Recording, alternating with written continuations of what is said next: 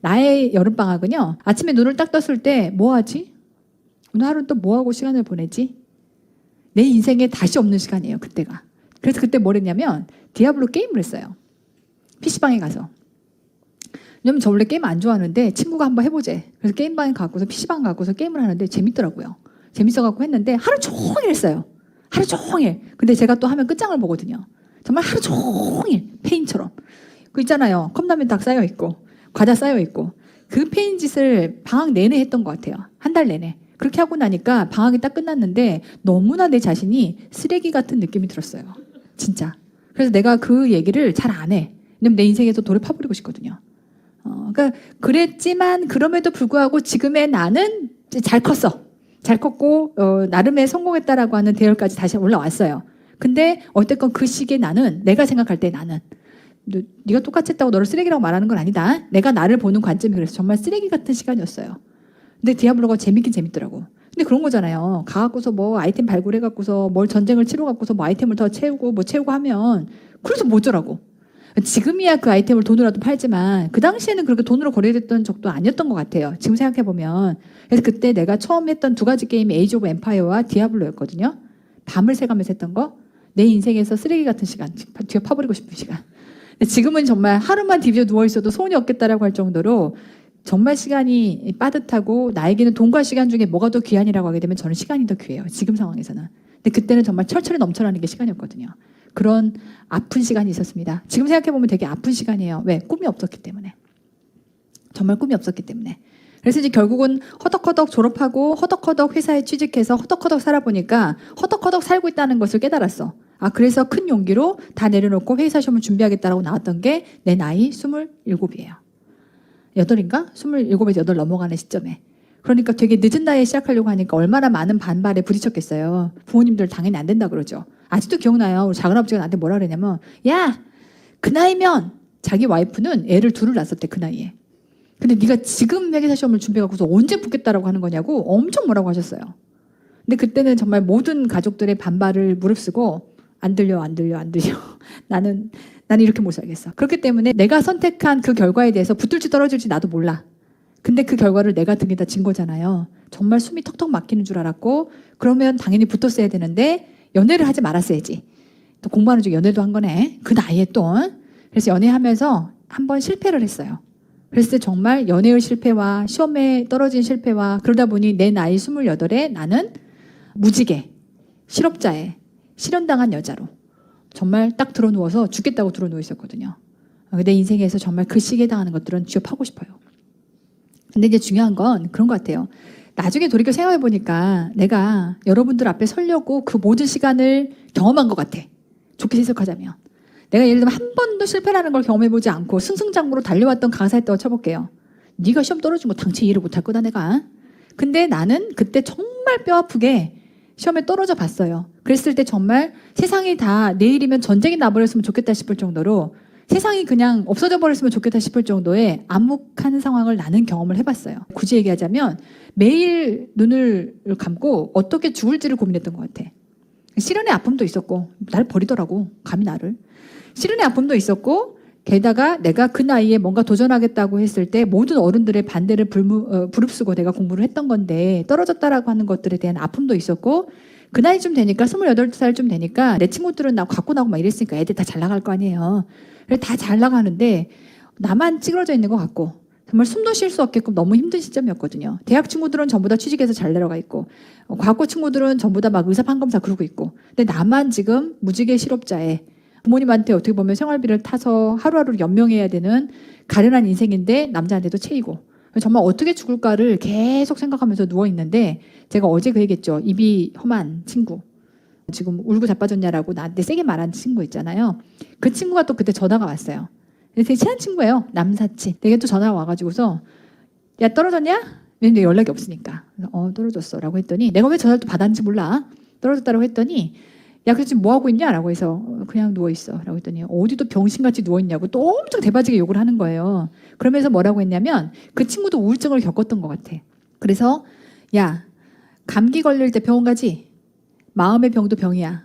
왜 병원에 안 가고 자빠져 누워있냐? 라고 하면서 뭐라고 하더라고요. 그래서 그때 그 말이 되게 와닿았어요. 왜냐면 나는 매일 어떻게 죽을까를 고민을 하는데 어떻게 죽으면 덜 괴롭고 죽을 수 있을까 매일 고민하는데 우리 엄마가 그걸 감을 챈 거예요. 그래서 얘가 정말 죽을까 봐 우리 엄마가 매일 방문 앞에서 잠을 자요. 그래서 방에 소리가 뭐가 어떻게 들리나 내가 밤에 뭔 짓 할지 모르니까. 근데 너무 스트레스 받고 너무 우울해지니까 이게 잠이 없어지더라고요. 그래서 정말 우울증에 걸리면 잠을 못 자요. 불면증 이꼴 우울증 이꼴 불면증 왔다 갔다 하는 것 같아. 근데 내가 그 한 달의 시간을 딱 그렇게 보냈던 것 같아요. 근데 이제 우리 엄마는 내가 언제 죽을지 모르니까. 왜냐면 내가 정말 눈물을 떨면서 엄마를 두고 죽을 수가 없는 거예요. 그래서 엄마 같이 죽자라고 했어요. 근데 우리 엄마가 막 눈을 반짝반짝하면서 죽기는 왜 죽냐고. 네가 내년에 다시 보면 되지. 뭐가 문제냐고. 근데 중요한 건 이론상으로 따지면 내년에 다시 보면 되고 그렇게 해서 오정환은 회계사가 됐고 회계법인을 잘 다닌 다음에 강의를 해서 지금의 이 모습이 됐더라라는 게 그때는 안 보여요. 그러니 우리 엄마가 다시 하면 되지 않겠니라고 하는 말이 희망으로 보이지 않는 거지. 그냥 나는 그걸 할 힘이 그때 없었던 것 같아요. 전혀 힘이 없었던 것 같아. 그리고 내가 힘이 없다라고 인지했던 것 같아요. 그래서 정말 누워있는데 우리 엄마가 내가 죽을까 봐 맨날 방문 앞에 서 있다 보니 방문 앞에서 같이 문을 자다 보니까 엄마가 어느 날 이게 문을 열려고 하는데 한밤중에 새벽 3시에 문을 열려고 하는데 문이 잘 안 열려. 문 앞에서 자고 있는 거지. 마음이 너무 아팠어요 그때. 근데 이제 어쨌건 그 김밥 천국 그 입 건 친구 있죠. 걔가 전화해가지고 병원을 가야지 왜 안 가냐. 그래서 지가 치료받았던 의사 선생님을 소개를 시켜줬어요. 정신과 가서 치료를 받으라고. 아직도 기억이 나요. 내가 청담동 어디에 되게 좋은 데를 소개를 시켜줘서 그분을 만나러 갔는데 나는 신용카드도 없고 돈도 없잖아요. 근데 우리 엄마가 그래도 내가 간다고 하니까 20만 원을 챙겨줬는데 정신과 치료비가 되게 비싸요. 상담비가. 근데 상담을 하면서도 마음이 되게 콩닥콩닥 했던 것 같아. 그 치료비가 넘어갈까 봐. 처음에 설명을 듣긴 했는데 내가 카드 갖고 간 게 아니기 때문에 아직도 그 쫄리는 마음이 좀 아직도 기억이 나. 근데 어쨌건 되게 나한테는 임프레시브한 상담이었어요. 그 상담을 계기로 내가 다시 살아났거든요. 명의는 명의다. 그렇게 따지면. 근데 어떤 얘기를 해줬냐면 제일 중요한 건 이거였던 것 같아요. 나는 살 힘이 없어라고 생각했던 것 같아요. 근데 그분이 뭐라고 했냐면 얘기를 다 들어보니 내가 왜 이렇게 찌그러져 있는지에 대한 얘기를 다 들어보니까 내 마음 안에는 끊임없이 다시 일어나고 싶은 욕구가 되게 강하다. 근데 그거를 못할까 봐 두려워서 지금 다 나아버린 것 같다. 근데 자기가 봤을 때는 너무나 잘하고 싶은 마음이 강한 것 같다. 근데 그게 나를 간접적으로 봤지만 나를 객관적으로 봐줌으로써 내가 나를 인지하게 됐어요. 아, 내가 살고 싶은 거구나. 죽고 싶은 게 아닌 거구나. 살고 싶은 거구나. 이렇게 마음이 반전이 됐어요. 물론 그게 명의인 건지 뭔지는 모르겠지만 어쨌건 그분이 말한 그리고 이제 자기가 와이프와 이혼했을 때 물론 나중에 보면은 내 정신과 친구들이 말하는 걸로 보면 그렇게 감정 전이를 해서 자기 개인사를 얘기해 주는 거 별로 옳지 않은 방식이래. 뭐 그건 난 모르겠고. 자기가 이혼을 했고 얼마나 절망했었고 근데 그걸 어떻게 딛고 일어나는지에 대한 자기의 스토리를 얘기를 해줬어요. 그러면서 살고 싶어하는 마음의 힘을 얘기를 해줬는데 그 힘이 나한테 있다라고 하는 거에 희망을 걸고 싶었던 것 같아요. 아, 내가 죽고 싶은 게 아니라 살고 싶은 거구나. 그러면 살아야겠다. 죽으려고 고민하지 말고 살아야겠다. 그러면서 이제 그분이 잠을 잘 수 있게끔 수면제를 처방을 해줘서 이상한 무서운 거 아니다. 그걸 먹고 나니까 8시간씩 잠을 자더라고요. 사람이 잠을 자고 나니까 그 다음에 이제 좋은 생각들이 생각이 나는 거지. 근데 당장 공부할 힘이 없었기 때문에 그 당시에 할 수 없이 일단은 일부터 하기로 했어요. 돈을 벌어야지. 돈을 벌어야 공부할 거 아니에요. 학원비도 내고 책값도 내고 공부를 하려면 돈이 있어야 되니까 일단 돈을 벌어야겠다. 내가 2월달 시험 보고 떨어졌고 4월달까지 찌그러져 누워 있었고 그래서 그 5월달부터 4월 말부터 이제 돈을 벌어야겠다라는 의사결정을 하고 나서 배운 게 도둑질이라고 내가 할 수 있는 게 뭐가 있겠니? 그때 강의를 처음 했던 거예요. 그래서 이제 영문과 나왔으니까 내가 가진 스펙을 가지고 강의를 해보려고. 왜냐면 과외는 바로 안 구해지니까. 처음으로 영어 시장을 두드려봤어요.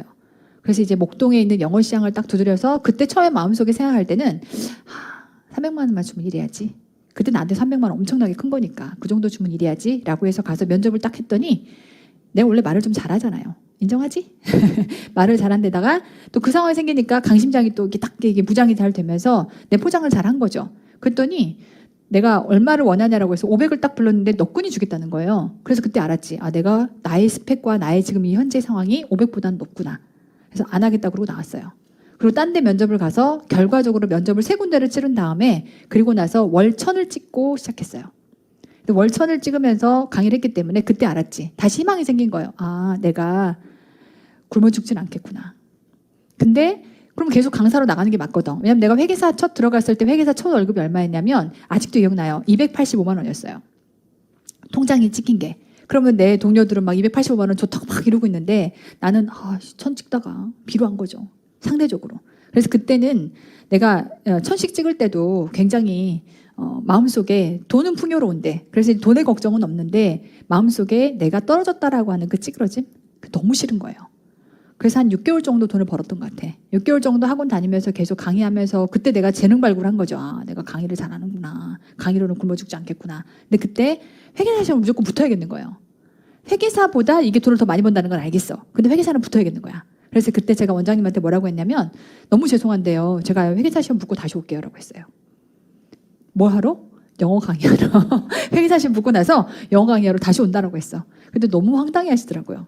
근데 제가 이렇게 찌그러진 마음을 갖고 살 수는 없겠다. 내 평생을 살아야 되는데 나 붙고 올게요 라고 해서 안녕 하고 왔거든요.